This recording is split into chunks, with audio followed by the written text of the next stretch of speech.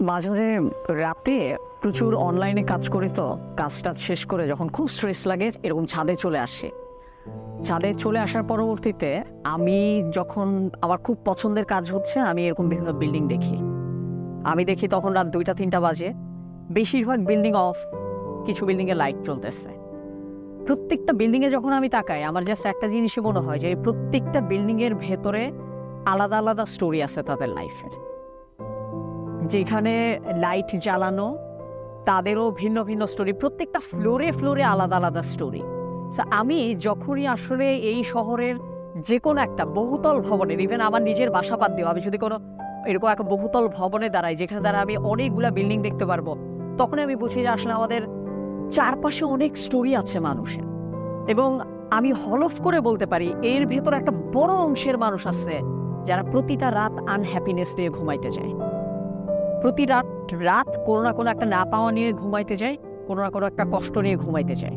একসময় আমিও ঘুম আসতো না, যখন কষ্ট আসলে অনেক বেশি হয় না, মানুষ চাইলেই ঘুমাইতে পারে না। ইভেন অনেক সময় কান্না করাটাও কষ্টের হয় না, কান্না কেন ভেতর থেকে বের হচ্ছে না এটাই কষ্টের হয়। আমার মনে আছে আমি এরকম একটা সময় এরকম ছাদে এসেছিলাম, তখন আমি পুরো আকাশটা যখন দেখতেছিলাম, আমার খুব ইম্পর্ট্যান্ট একটা লেসন আমি সেখান থেকে পাই। আমি একটু মেটাফরিক্যালি জিনিসটা দেখি। এখানে দুই একটা খুব মিটমিটে জ্বলা তারা দেখা যাচ্ছে, কিন্তু চাঁদ দেখা যাচ্ছে। এখন আমি যদি তোমাকে জিজ্ঞেস করি, ওই যে ছোট্ট একটা বিন্দুর মতো যে তারা দেখা যাচ্ছে আর চাঁদ দেখা যাচ্ছে, কোনটাকে দেখে বড় লাগতেছে? আসলে চাঁদটাকে দেখে বড় লাগতেছে, তারাটাকে কিন্তু খুব ছোট লাগতেছে, যদিও অ্যাকচুয়াল সাইজে ওই চাঁদটা আমাদের পৃথিবীর 6 ভাগের 1 ভাগ। আমি তখন একটা জিনিস যেটা বুঝি যে আসলে চাঁদটা আসলে যতটুকু সাইজ তার চেয়েও বড় লাগতেছে কেন? কারণ চাঁদটা এখন অনেক কাছে, চাঁদটার দিকে আবার ফোকাস করা ইজি।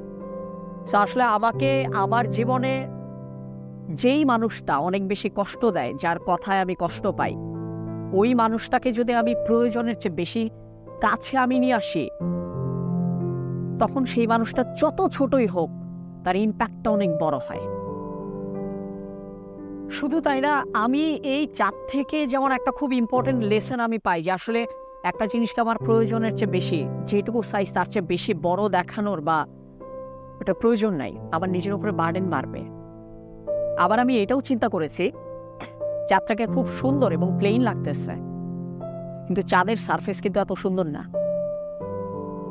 চাঁদটাকে কেন সুন্দর লাগতেছে? কারণ চাঁদটা আমার এতটাও কাছে না যে তার সব খারাপ জিনিসগুলো আমার চোখে লাগবে।